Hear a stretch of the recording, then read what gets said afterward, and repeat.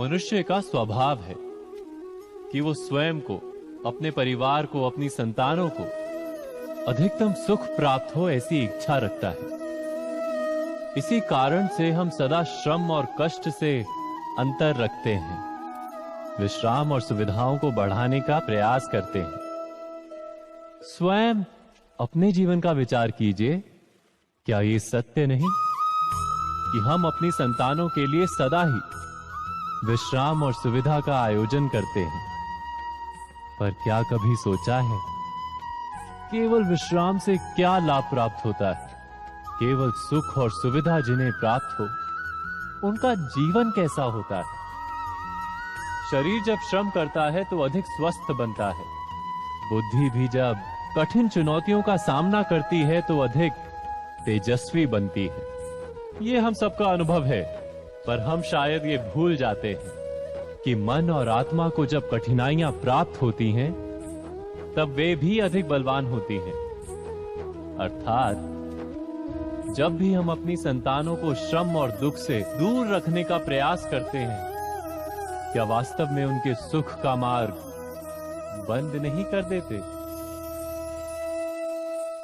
स्वयं विचार कीजिए।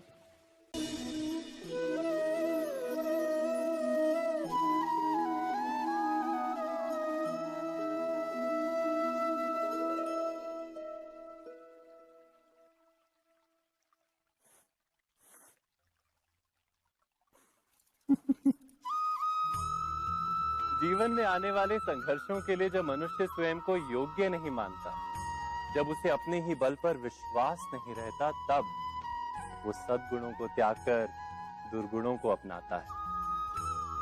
वस्तुतः मनुष्य के जीवन में दुर्जनता जन्म ही तब लेती है जब उसके अंतर में आत्मविश्वास नहीं होता। आत्मविश्वास ही अच्छाई को धारण करता है। ये आत्मविश्वास है क्या?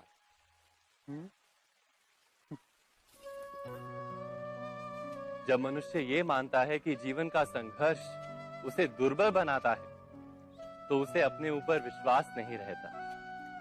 वो संघर्ष के पार जाने के बदले संघर्ष से छूटने के उपाय ढूंढने लगता है।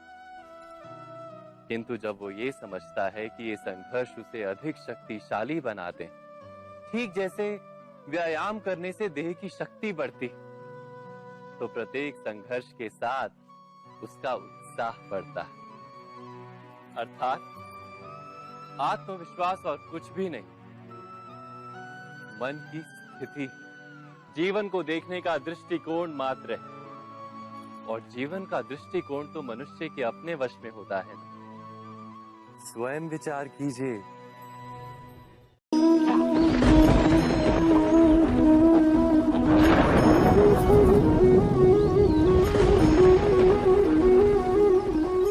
सपनों और पूर्वाभासों के आधार पर हम भविष्य के सुख दुख की कल्पना करते हैं। भविष्य के दुख का कारण दूर करने के लिए हम आज योजना बनाते हैं। किंतु कल के संकट को आज निर्मूल करने से हमें लाभ मिलता है या हानि पहुंचती है? ये प्रश्न हम कभी नहीं करते।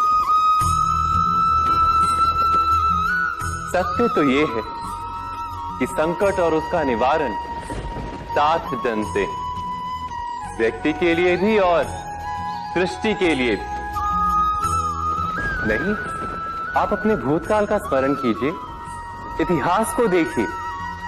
आप तुरंत ही ये जान पाएंगे कि जब जब संकट आता है, तब तब उसका निवारण करने वाली शक्ति भी जन्म लेती है। यही तो जगत का चलन है।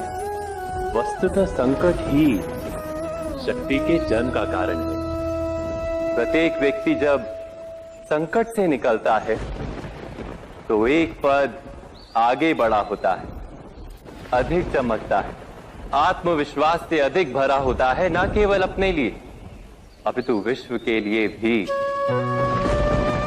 क्या ये सत्य नहीं?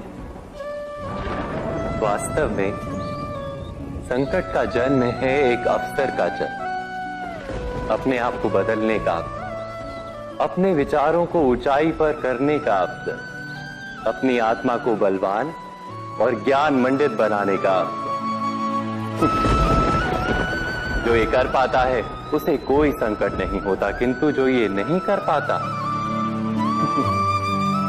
वो तो स्वयं एक संकट है विश्व के लिए।